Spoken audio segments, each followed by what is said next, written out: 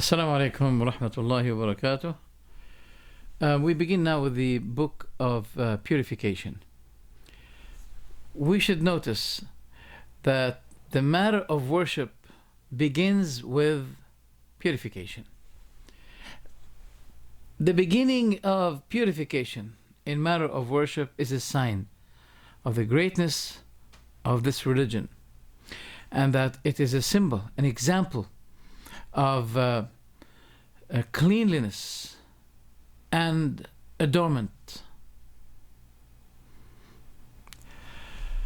Because the matter of purification in Islam is the key of worship. Purification is the key of worship. As the Prophet himself said, مفتاح الصلاة الطهور. The key of prayer is purity. You can't pray if you're not pure. So, as a consequence, we say that tahara is the condition for the soundness of the prayer, because the prayer is a contact, a relationship between the servant and his Lord, and that link or contact does not take place without purification.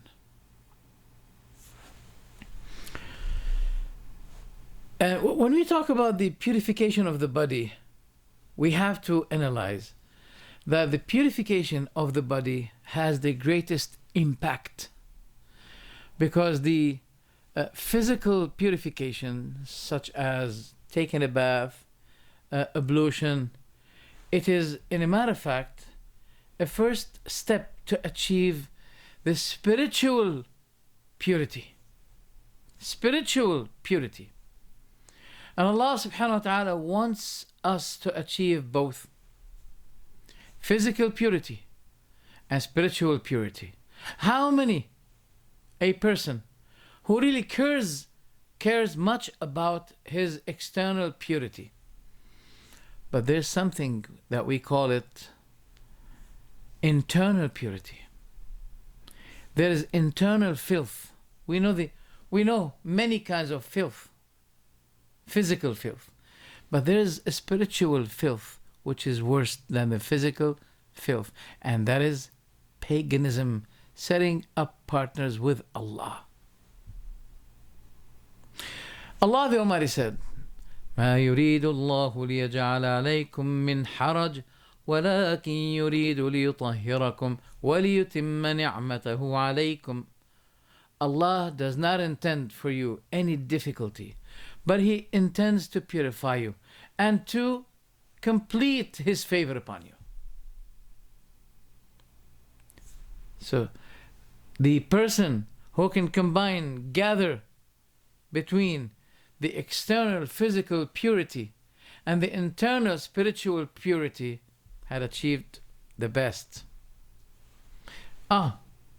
Therefore, I should not also forget to talk about the other side, the other party, the other people who care about the internal purity, but also do not consider the external purity. So therefore, I remind that the best and the perfect purity of the servant of Allah is the one who can accumulate or collect or gather the two demanded purities, the external physical one and the internal spiritual one. So now let's talk about the matter of purification in details. First, we talk about the water. The water is of many categories. First one, الماء المطلق, the general kind of water. And that is the water that no other material that had overwhelmed it and confined it, limited it to be given another description. That general water is always pure. For example, it is raining and you have no water. whether you have or not, you just bring a big, pan, and you filled it with the water of raining. This water is pure. You can drink it. You can use it for your ablution, for prayer. And that is why Allah said in the Quran, وَأَنزَلْنَا مِنَ السَّمَاءِ مَاءً طَهُورًا. We descended from the sky a pure water. So this is the rainwater. Second, the sea water. When the Prophet was asked about the sea, can we take wudu? Because they said to the Prophet, "Oh Prophet, we crossed the sea and we have water, little. If we use it for wudu, we have no more water to make ablution and pray. So what about the sea water?" Then the Prophet said, هو الطهور ماؤه الحل ميتته. The sea is the thing that its water is purifying, and its dead is allowed to be eaten. It is halal to be eaten. For example, we saw a big dead fish. We are in the boat. All right, we saw a big dead fish. We took it and we ate it. It is allowed. So the dead fish is halal. Now that brings us also to an important issue, that the book of Allah, the Quran, it is not the only thing that contains what is halal and what is haram. No. But there are things that have been detailed in the Sunnah which are not mentioned in the Quran, such as, what about the dead fish? Allah and the Almighty said in the Quran that حُرِّمَتْ عَلَيْكُمُ الْمَيْتَةِ. Mayta, the dead animal, is haram on you. Haram. But it did not detail about the fish, whether it is halal or not. It's been left to the Sunnah. Why not in the Quran? For many reasons, but one of the reasons is that Allah wants to show the importance of the Sunnah. Lest someone come and say, well, the Quran is enough for me. No. Because what is halal and haram was not mentioned only in the Quran. For example, the details of the prayer, the fasting details, the details about zakah, the details about hajj, all these details are contained in the Sunnah. Okay, and the significant thing here is that the Prophet, when he was asked about the sea, he did not only mention one thing, that it is allowed for you to use it for wudu or ghusl. Ghusl means showering, bathing. For example, you are in the sea and you became junub. Junub means someone who maybe has seen wet dreams or ejaculated in a way or another. Then if he, for example, throw himself in the sea or took some water from the sea and throw it on himself, it's okay. So the Prophet did not only mention this, but he mentioned something else that people, they need to know as well. What is it? What about the dead animal in the sea? Is it allowed to be eaten or not? The answer is yes. So we have an exceptional case in the Sunnah, more than what the Quran had mentioned. Okay.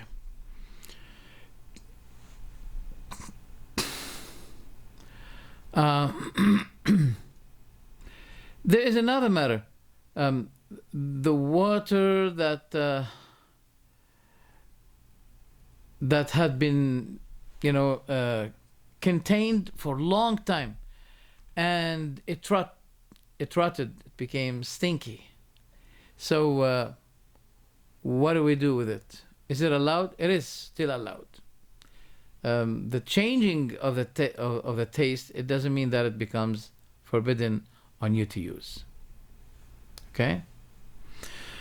Uh, Also, for example, you used the water for bathing, for wudu. Then someone else came and took the remaining of the water and used it for wudu. Is it allowed? The answer is yes, it is allowed to be done.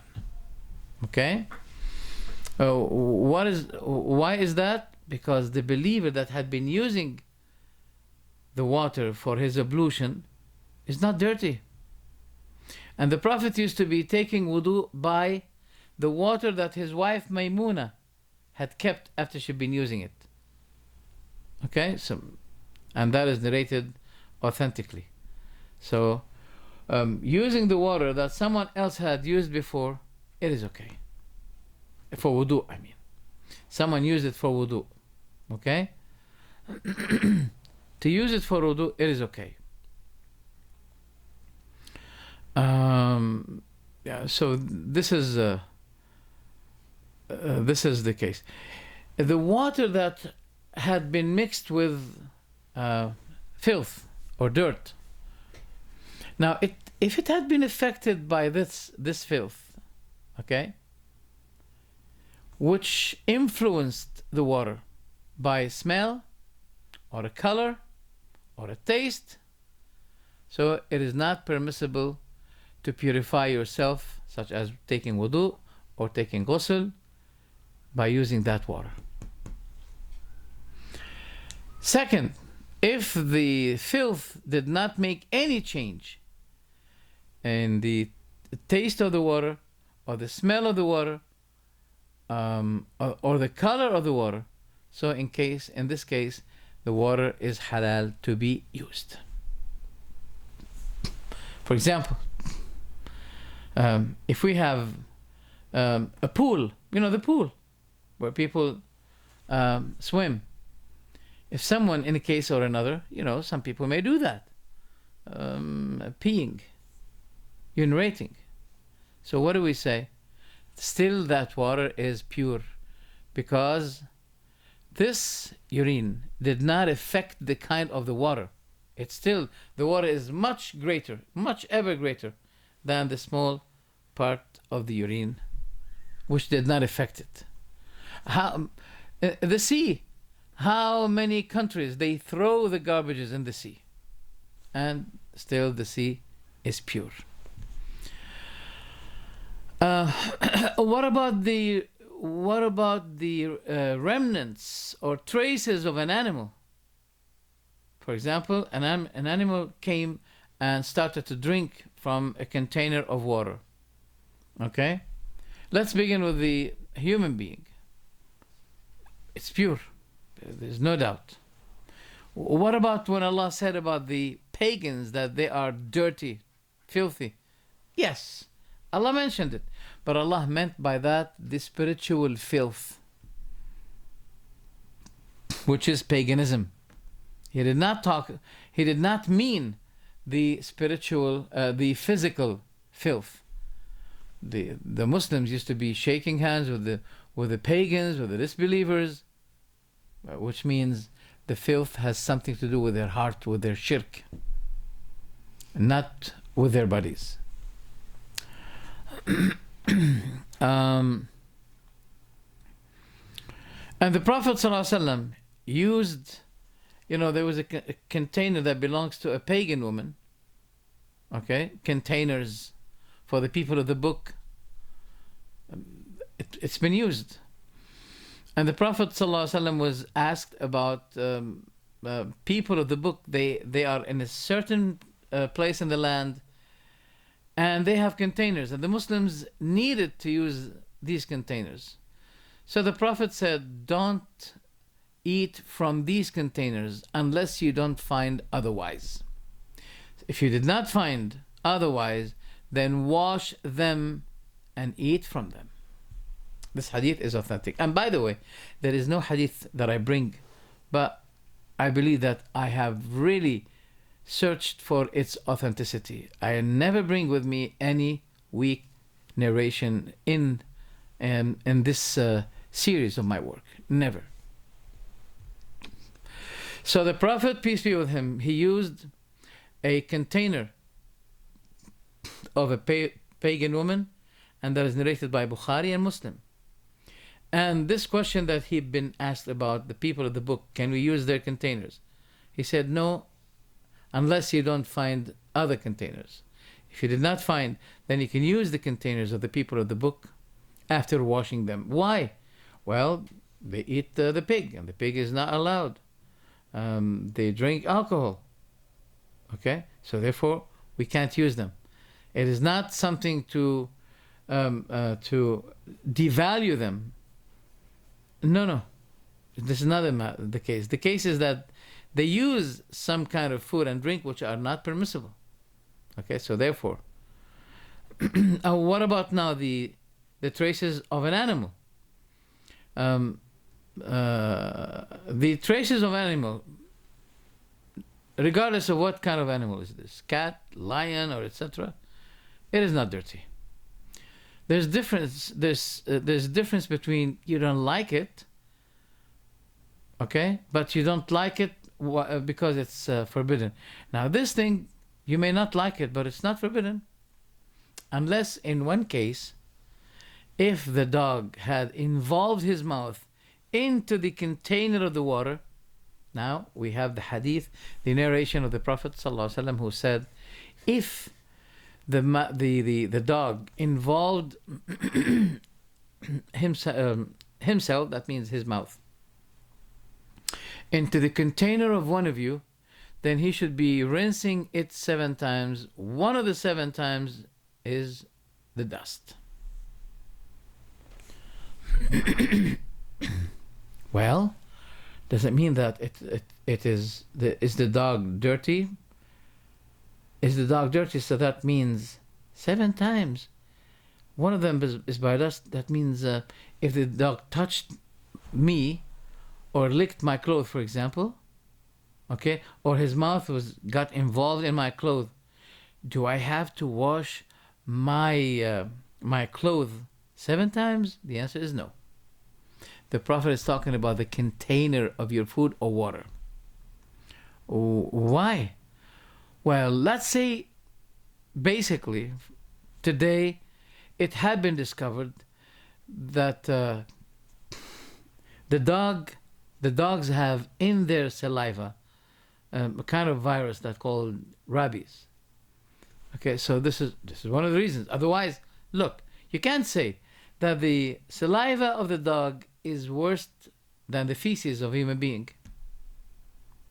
You can't say that. So if the saliva caused us to wash our clothes 7 times, one of them by water, one of them is by dust, that means if the feces got involved in our clothes, maybe we need to wash the clothes 70 times. One of them is maybe 10 times by the dust. It's not true. So the Prophet was talking about the involving of the dog in your container. So he specified the thing that had been involved with the dog. Container. He didn't say your clothes. He didn't say anything else. The container. So that is why what I believe, that the dog is not dirty, which means its saliva or something is not dirty.